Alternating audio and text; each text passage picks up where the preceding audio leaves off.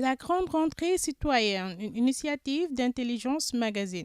Pour sa 6e édition, la directrice d'Intelligence Magazine, Mme Amy Sarfal, nous a donné rendez-vous au Grand Théâtre de Dakar ce jeudi 1er mars 2018 sous la présence effective de M. Mary Teuw Niane, ministre de l'Enseignement supérieur, de la Recherche et de l'Innovation, entre autres mentors de l'événement. Laissez-moi d'abord dire mon immense plaisir de me retrouver ici au Grand Théâtre pour prendre part à la grande rentrée citoyenne 2018. Je tiens à vous dire tout mon bonheur d'être des vôtres ce matin, en compagnie de si éminentes personnalités. J'avoue ne pas savoir ce qui me vaut cet honneur de me tenir devant vous pour vous parler pratiquement à chaque grande rentrée citoyenne. L'âge, c'est vrai que mes cheveux n'ont pas blanchi, et les nombreuses années d'expérience ne sont sans doute pas étrangers à ce choix. Je remercie Mme Amy Sarfal pour cette attention. Chères étudiantes, chers étudiants, chers élèves, nous sommes héritiers de grands hommes qui ont façonné ce pays, lui ont donné cette consistance et nous l'ont transmis dans un état qui fait sa notoriété et force le respect. Quand je dis nous, je pense à tous les Sénégalais, indépendamment de leur âge et sans aucune distinction. Nous ne partageons pas seulement un passé commun qui nous a amenés à dessiner les contours d'un État démocratique grâce à des élites qui ont très tôt compris qu'il n'y avait de salut pour un pays insuffisamment doté en ressources naturelles que le développement de l'éducation et de la formation à tous les niveaux. Dans son propos, Mme Amy Sarfal a rappelé aux élèves et étudiants venus nombreux communier avec elle les valeurs de l'éducation. Elle en a profité pour les inviter à mieux considérer leurs études en leur donnant des exemples de réussite. Je ne me lasserai jamais de vous rappeler, comme le disait l'ancien président Franklin Roosevelt, la seule chose dont on doit avoir peur, c'est la peur elle-même.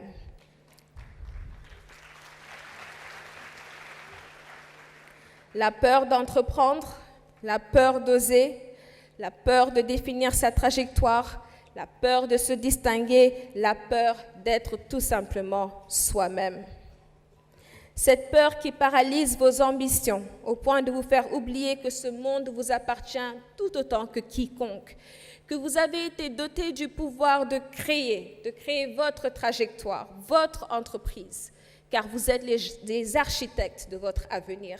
Et l'éducation doit être ce puissant logiciel qui vous aidera à construire cet avenir. Alors, au lieu d'envier ce que des pays riches ont, quel comportement adopter pour se hisser à leur niveau, voire dépasser leur niveau? L'esprit d'abnégation, de sacrifice, le sens du patriotisme. Quand on se lève le matin pour aller à l'école, doit-on passer le temps à se regarder sur la glace en se disant « Comment je dois faire pour être la plus belle ou le plus beau du groupe ?» Ou doit-on se dire « Qu'est-ce que j'ai fait hier que je peux mieux faire aujourd'hui et mieux faire demain pour le Sénégal et pour l'Afrique ?» On ne peut pas répondre à cette question sans l'humilité de procéder à l'autocritique. Quand on se lève le matin pour aller à l'école, quand on pose le premier pied au sol, doit-on se dire « Ah, encore un autre jour dans des classes ennuyeuses » ou comment tirer le meilleur profit de ce que ce brave professeur est venu nous enseigner aujourd'hui pour être parmi les meilleurs et compter parmi les véritables acteurs de l'émergence de l'Afrique. Quand vos parents paient difficilement vos frais d'inscription, vos fournitures sans vous le dire, sans vous dire ce qu'ils endurent, est-ce que vous devez leur dire « Ah, ils ne m'ont même pas racheté cette montre de dernier cri ou cette marque qui fait le buzz sur le net » ou vous dire « Ah, dans mon pays, il y a encore des gens qui ne mangent pas à leur faim.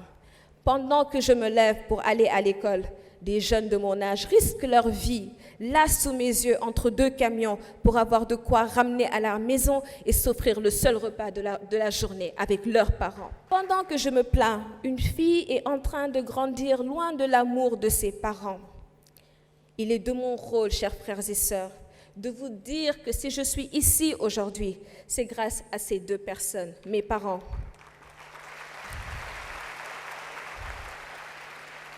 Qui ont payé mes études pendant plus de 20 ans sans jamais se plaindre.